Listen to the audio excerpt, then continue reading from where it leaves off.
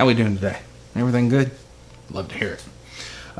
Today what we're going to do is basically a motorcycle battery, ATVs, side-by-sides, whatever uses the same setup and configuration battery. This is just going to be a real simple little how-to and what to do and need to know.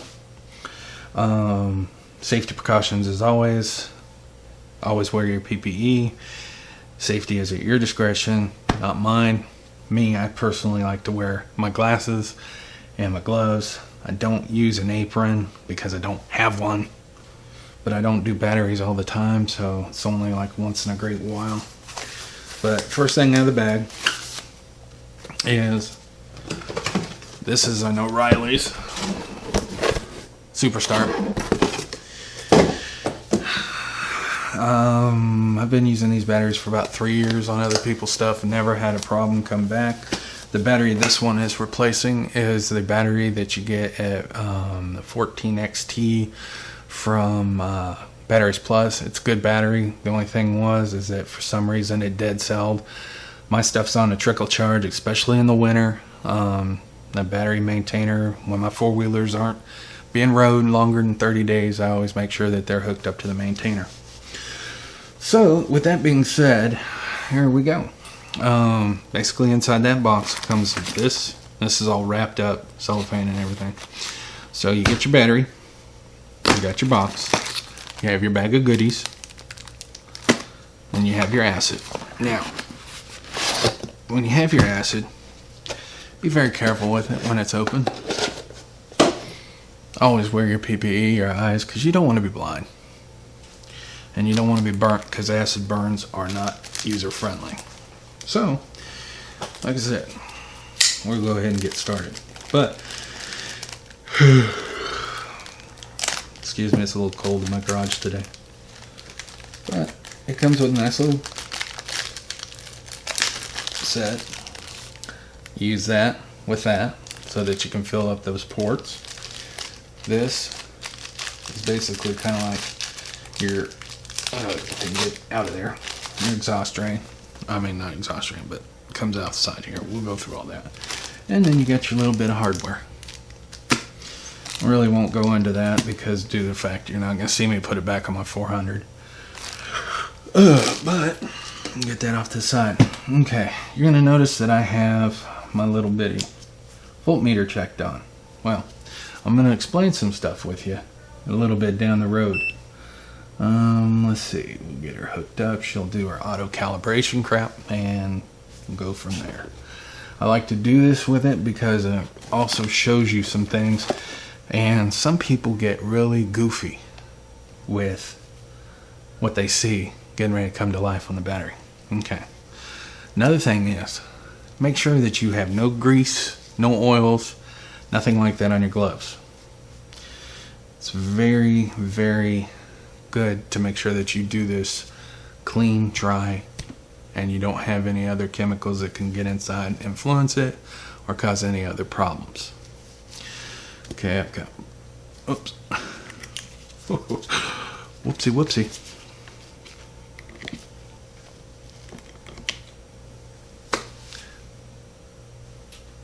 We learn from our mistakes. Alright, so we're setting at roughly, it's still doing its auto calibration. But anyways, so what we do, go ahead, cut your stuff.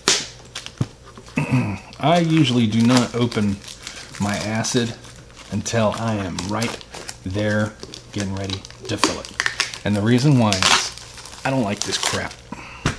It's very nasty. It's not user friendly. It stinks. And many other damn things with it. Got Mr. Scissors, got that. Okay. First thing is, you've got different ones. You have ones that have screw-in plugs, you have pop-offs, and you have strips. This one are pop-offs. So basically all you have to do is just reach in, pop them up. If you'll notice, we're setting it around anywhere from 3 or 4.5, well, 3.5, well, it's doing all kinds of weird things. But that's really strange. If you noticed, when I took the vents off, how low down did the millivolts go? Pretty cool. Alright, so what we do, upper in the center somewhere. Nice and safe. And we grab the nasty crap. But before we go into this, let me actually change up a little bit so everybody will understand. You got your upper level, your lower level. When we fill it with acid, we're going to the upper level, and you want it uniform straight across. If you're a little high, that's okay, nothing to worry about. But you want to keep it as close to the upper as possible. The thing is, when you see it getting to lower, do not, and I repeat, do not put battery acid back in. It'll actually kill the battery, because what happens is it's basically the water that's in there evaporating. So your battery is now highly more concentrated of acid. Now you throw more acid in there, that's all that's in there. You do need the distilled water. So when you go back to reservice these, and you have to go ahead and put, some new water in there, always make sure it's distilled water, not tap water, not smart water, because smart water wouldn't make it any better. But get you just plain old distilled water, get you a small bottle and just top it all back up to where it's back up here. Okay, so with that being said, on that part, let's just keep watching that silly thing. And one thing I like to do when I'm doing this is I like sometimes sitting behind it. Now, I will have to mess around a little bit to do it, but it shows through enough to where it helps out tremendously. You can just find a way to position it. Like I said, I'm not editing this video. I'm getting kind of burned out on editing. If I can help people, at least it's realistic. So, get those off to the side. Got that off to the side. You take and chop a little bit off the top of here with your scissors. Like I said, be careful. Put said big glasses back on your head.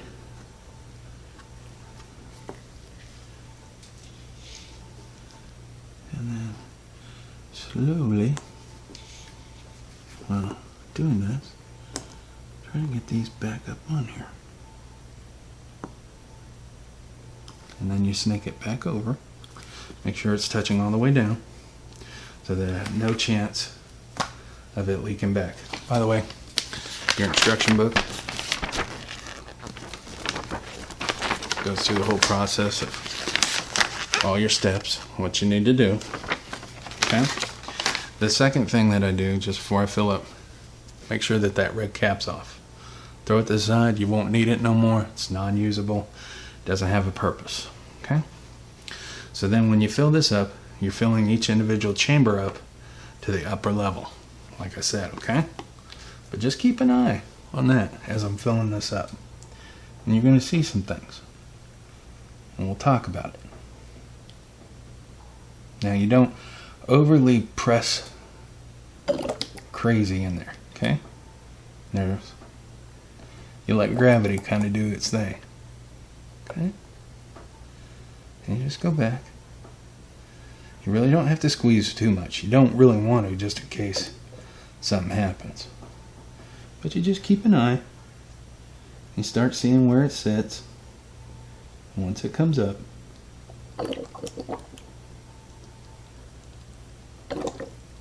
and you can start hearing it bubble.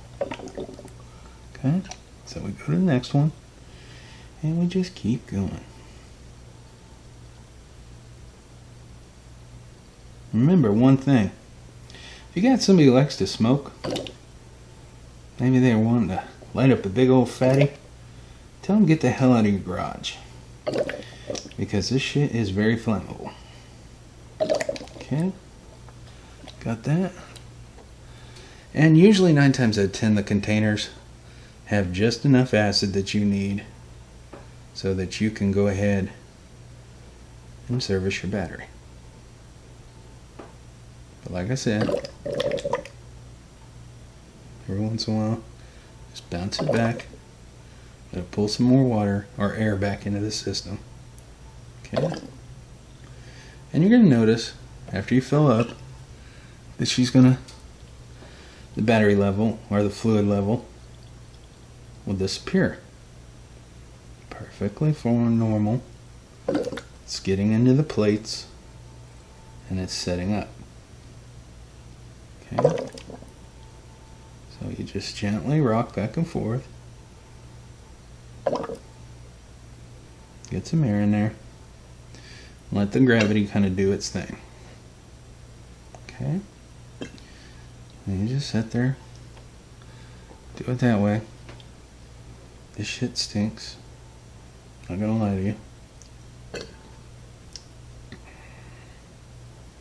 I know this is boring as I'll get out, but there's a reason.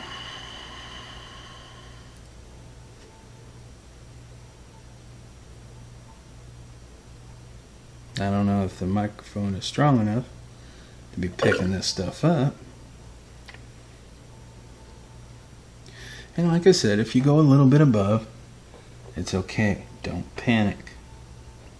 Don't get a syringe out or a turkey baster like I've seen and go, oh no, I'm going to have to fill this up. No, you do not start sucking the fluid back out. Okay? Like I said, go ahead. Make sure you get it in there. Okay. Ooh. Had a little bit of problem with this. And one thing I don't like about these, that's why I always keep the pressure up on the hose, just in case. But like I said, when you're doing this, you don't want anything flammable in the immediate area. Electric sparks, anything that can emit a spark, because the gas that's going to come off of here is not user friendly. It'll take your garage and remodify it for you. Okay. And like I said, you just keep going back down. I think the other thing is with the Battery Plus, I was kind of miffed about with the Battery Plus, is they service the battery. They wouldn't service the battery until you basically came into the store, even though you purchased it online. And in the comment notes, you annotated, please service the battery. Because they ask, would you like it? Well, yes. I want to do it. Okay. Now that's like that. Right now, I will sit here and just keep looking.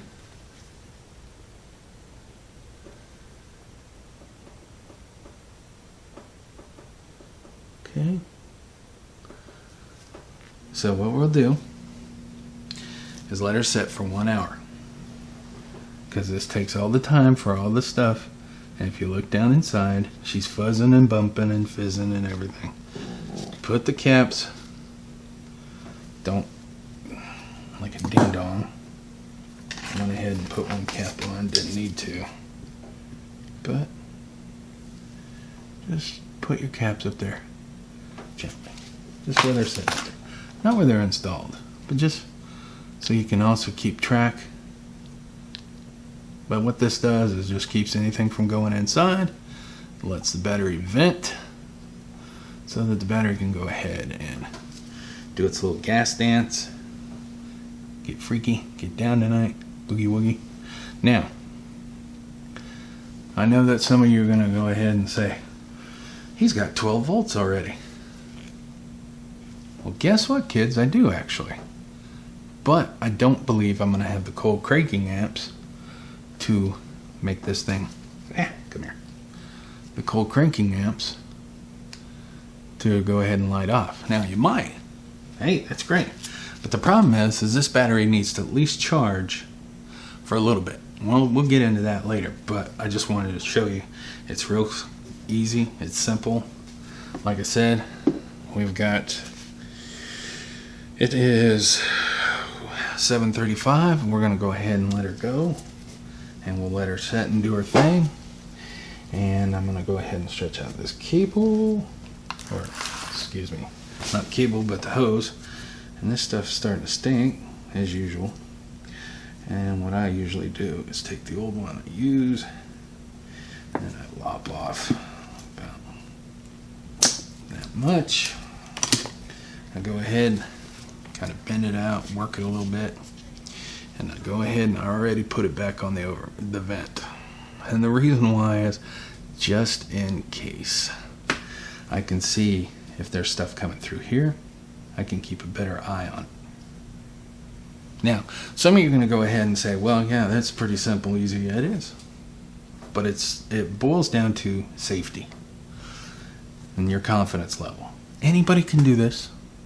There are people going, well, they shouldn't be. These batteries should already come preloaded. Well, maybe if you're in a nanny country or a nanny state and you need people to look out for you because you're afraid to grow up.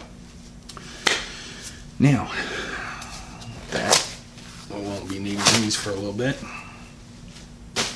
But, okay, the reason why these batteries do not come like this. You ever go to Walmart, Sears, and you see them on the shelves? Okay, they're pre-serviced and everything. Well, here's the problem. Those batteries have been sitting up there 3 to 5 months. You're lucky. Always check the number on the ID tag, see when they actually manufactured the battery, and always get the closest one to the date that you are. Okay? Don't ever get anything over 3 to 4 months if you can. And the reason why is this acid sitting in here. After a while, it's going to eat up that lead. The charge process is what keeps it also healthy. And if you go ahead and you just take the said B battery and throw it on a shelf without getting any kind of charge through it, I guarantee you when you go to pull it off, you're not going to be at your 12 volts that you need. You're going to probably be at 10, 9, 8, whatever. But here's the other thing. You won't have the amps. Now, you go ahead, you put it on a battery charger, and you might win the luck of the draw that the battery might go ahead and take that charge. But I guarantee you, after a while, that battery's going to go poof, real fast. And then you're going to be out 40, 60, 80, 100 bucks. The only batteries that you don't need to worry about are the lithiums or the gels. But I don't think you really want to pay as much for, if you got a four-wheeler or a motorcycle, you want to buy a lithium battery. But the gel batteries are really nice, but the replacement for this one was going to be right around 190 was the cheapest I could find. That was even on Amazon and eBay. So I really didn't want to deal with that. But I can tell you that I've had no major issues with these batteries. I've never had one do anything weird. Now, you can do this. I mean, it's not that hard. And like I said, my videos are for my family and my friends, and the biggest thing is to get people out of their comfort zones. Yeah, this is acid. Yes, this is lead. But if you wear the PPE, that's going to prevent acid getting on your fingers or in your eyes and lead on your hands and stuff like that, you'll be fine. If you respect what you're dealing with, you can make things happen. It's when you become too scared or overconfident, that's when things really can go bad. So I'm going to go ahead and let y'all go for an hour, and we'll come back and we'll go through a little bit of the charging, and I'm going to describe what you need to worry about when you're charging. Okay, so I'll see you in an hour. Y'all have fun. Other than that, hang on.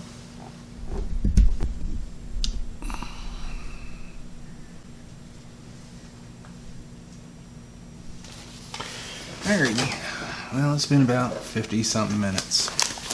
So from here, you can whip out your handy-dandy little book, and it tells you, we're at step 3. We can charge. There's a nice little charge thing. Tells you, battery, what it should be amped at, and yada yada. Okay. So pretty much, we're done. I didn't have to change anything after about 50 minutes. It didn't really do anything different. Notice I'm at 12.5 volts. Okay. Those are 12 volts. But here's the thing. Like I said, don't take these and go straight to your lawnmower, four-wheeler, whatever. Okay? Because what's going to happen is this battery needs to be charged up to about 14 volts.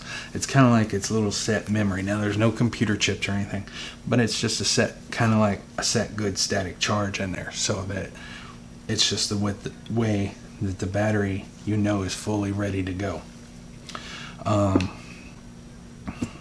When you go, oh, you're at it again.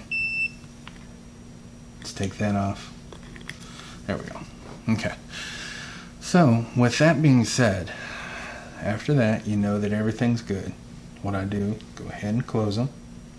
You can make them any direction if you want to make them crisscross or whatever.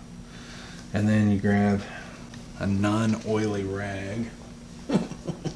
And in my garage, that's like trying to find a diamond in the rough. I'm better off finding Jimmy Hoffa eating a Keebler Elf cookie in my garage than I would a clean rag. But like I said, you don't want anything oily, nasty, funky, dirty, gross. Okay? And you want to get all this acid up. And the reason why is this acid is not going to evaporate like water. It's acid. Okay? So we just keep getting this little bit of whatever's left. Would you quit? Go to sleep. You're annoying sometimes. I mean, you do good, but sometimes you're annoying. The smell of the acid right now, the acid mixing with the lead and everything, it's sulfur smell. It's not really that strong, but the acid has got just a real pungent odoriferousness, as the old Hulkster would say while he was selling Old Spice, the odoriferousness.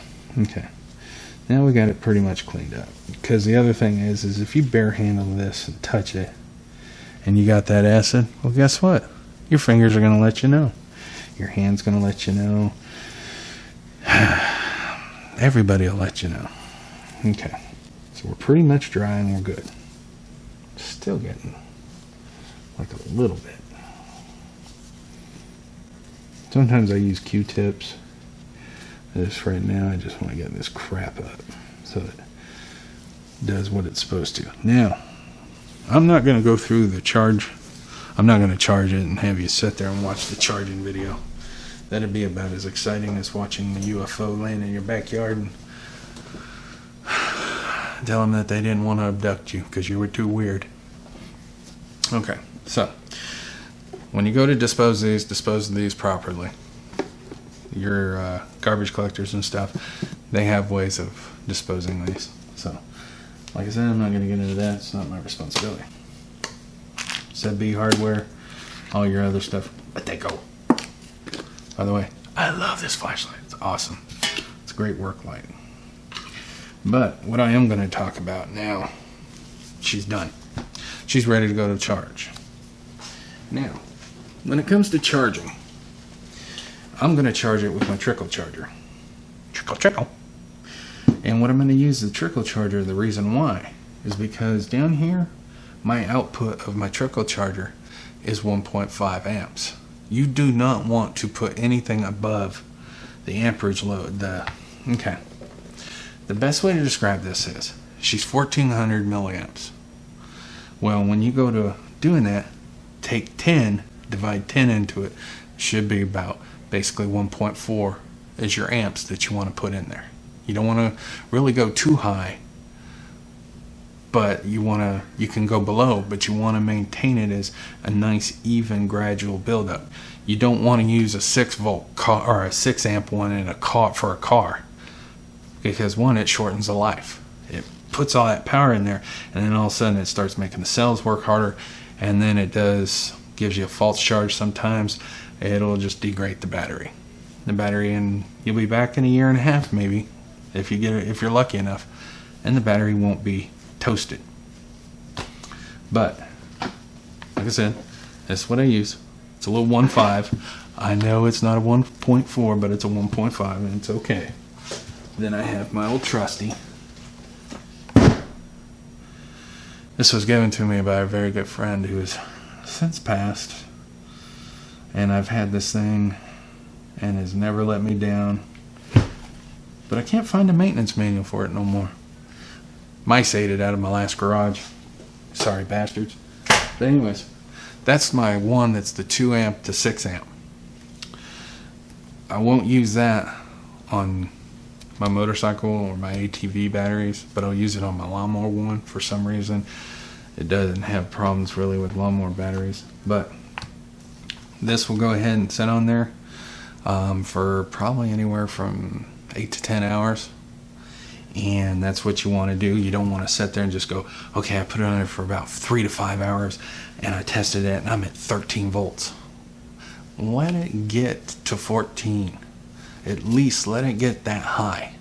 Don't just be, I got to do it right now. I know we all want to go riding and everything else. If you want a battery like that, then go ahead, get the coin and flip it out there for the gel battery and put that in there. But when it comes to this, don't do it. Okay, now, later on down the road, 6, 7 months, you've been out riding, having a great time. You notice that you're down near the lower level. Like I said, only put distilled water in it. Do not put battery acid back into it. Because one, the battery and that new acid and everything just throws it completely off kilter. It already has the acid in there. It's already concentrated into the cells. It already is set up. But putting more acid in it just makes it worse. When you go ahead and do charges on these, make sure that where you are is in a well ventilated area, because she's going to be burping and farting. She's going to let all her little gassy poo out her little sphincter here, and she'll just vent it, and you never know, you might have battery acid out there. So 9 times out of 10 when it comes to battery charging, what I like to do is I like to take an old cup, like or an old Pepsi bottle or Coke bottle, because I like both. Anyways, and I chop it off, and then I'll put this up around it. I'll set it where I can slide it in there so that at least it stays in the plastic. It doesn't go all over the place. But when I do run it, I do like to keep, I have another one that does it for me, but I usually keep these attached so I can see where the volt peak is and what it's doing. And the second thing is behind it, it lets me know that when I go to take that off and I give it roughly about 10 minutes of rest, I can see how much the voltage has dropped from where it was to where it's stabilizing. And it's really nice to know that, because that'll help tell you how good your charge health is. And don't be hesitant and throw it back on the charger. Now, when it comes to storing these batteries is just the same as your car.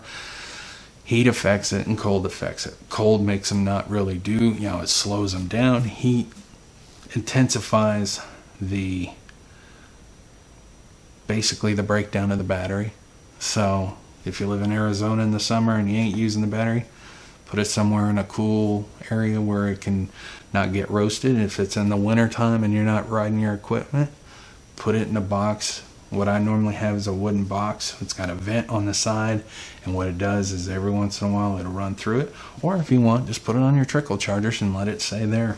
But don't let it sit out in the cold outside in 30-degree weather. It's not great for them. It kills them and everything. Also, while charging, like I said, just sit there and check the temperature. I know I was talking about, they range in temperature. I'm not really going to get into that because it's nothing major.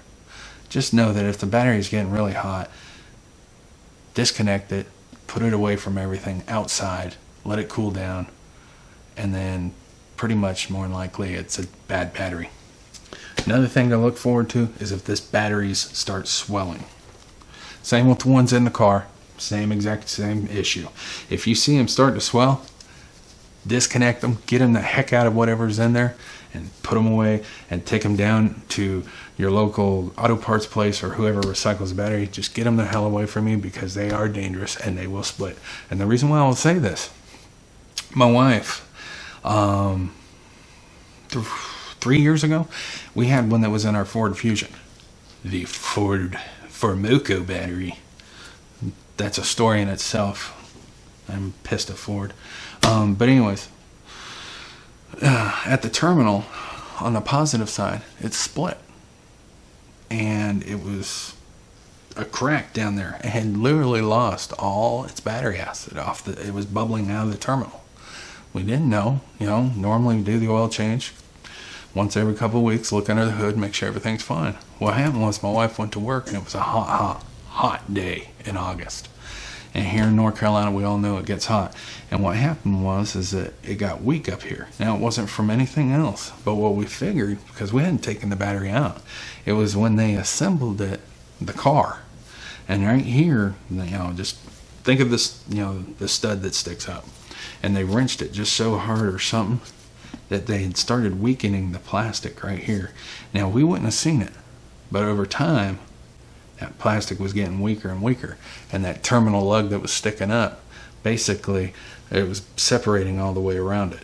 So that's another thing to stay on top of. Other than that, just be safe, be confident, and you can do this. Anybody can do this. If you have somebody, like I said in many of my other videos, that tells you don't, tell them to get the hell away from you. You don't need them around you. Be confident in yourself. Be confident in the job you're doing, and you'll be fine. Hang in there. Have a great day. I'm going to do another video probably here in the next couple days about my father-in-law's DeWalt drill. DeWalt used to be a great name, but when we talk about this drill, it'll be another story. But hopefully I'll be gearing back up and doing some more videos. I was asked if I was going to do any more. I might do one of my four-wheeler, just the servicing of it. I don't know. I'll figure it out. We'll play it by ear. But anyways, I want you to have a great day. Believe in yourself. Believe in the job. Remember that. All right, this is Travis. I wish you all a great day. Take care. Bye. One last bit of information. I almost forgot. Okay. There's Mr. Battery Charger. Okay. There's Mr. Plug, waiting for his female plug. Give me those cords back. Come on, work with me. All right. Positive and negative, or excuse me. We'll figure it out. Anyways, this is your negative, this positive, negative, positive. When you go ahead and hook up your charger and you're ready to go, hook these up first. Connect these on here first, then plug this in. Don't go from plugging this in to putting these on.